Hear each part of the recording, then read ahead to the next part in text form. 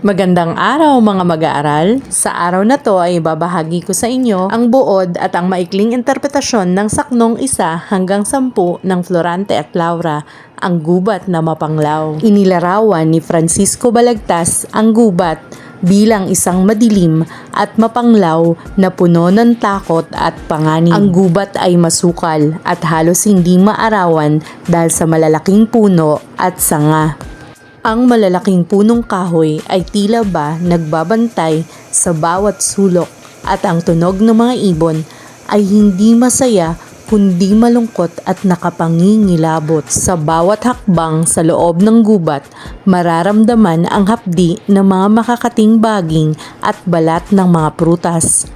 Maraming tinik na maaaring makasugat sa sino mang maglalakas loob na pumasok. Kahit ang mga bulaklak na karaniwang nagbibigay saya ay nakalulungkot tingnan at ang kanilang amoy ay tila may dalang bigat sa dibdib. Lalong nakadaragdag sa takot ang matatayog na punong sipres na tila ba mga aninong nagbabantang manakit. Hindi rin ligtas ang sinuman sapagkat ang mga hayop dito ay mababangis at handang umatake sa tao. Ayon kay Balagtas, sa dulo ng masukal na gubat, sinasabing matatagpuan ang isang daang patungo sa impyerno. Isang lugar na kahit sino ay hindi gugustuhin marating. Gitna ng lahat ng ito ay nakatayo ang isang malaking punong higera. Sa ilalim nito, nakagapos ang isang binatang nagngangalang Florante. Siya ay labis na naghihirap, sugatan at nangihina. Ngunit sa kabila ng kanyang kalagayan, hindi maitatanggi ang kanyang taglay na kakisigan. Para siyang isang Diyos kung pagmasdan.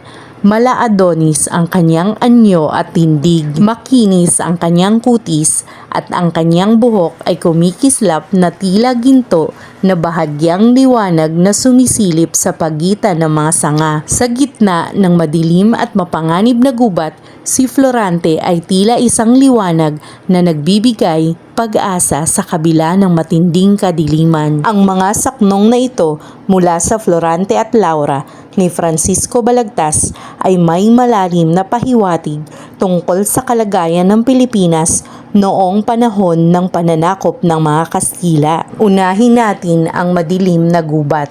Ang madilim, masukal at nakatatakot na gubat ay sumisimbolo sa kolonyal na lipunan sa ilalim ng mga Kastila.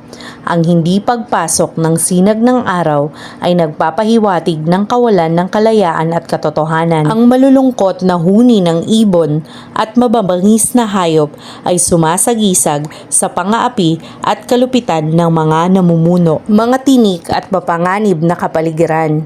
Ang mga tinik, baging at mababangis na hayop ay maaaring tumukoy sa pang-aabuso ng mga prayle at opisyal, hindi makatarungang batas, pagdurusa ng mga Pilipino. Si Florante bilang simbolo ng Pilipino. Si Florante na nakagapos sa punong higera ay sumasagisag sa mga Pilipinong inosente ngunit inapi, mga taong mabubuti ngunit biktima ng maling paratang at pagtataksil. Kahit siya ay naghihirap, inilalarawan siyang maladyos at mala Adonis na nagpapakita na ang Pilipino ay may dangal at likas na kabutihan.